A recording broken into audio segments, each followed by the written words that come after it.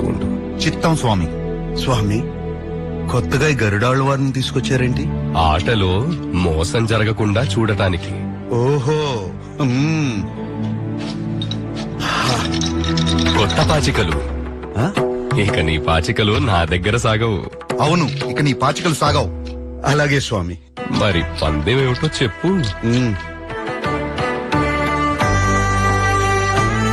ఇది మా అమ్మగారు మీకు పెళ్లి కానుక్క ఇచ్చిన ఉంగరం. ఆహా, దీనికి వెల కట్టలేం. ఇది నా పందెం. మరి పందెంగా మీరేం పెడతారో? మా ఒంటి మీద ఉన్న నగలన్నీ.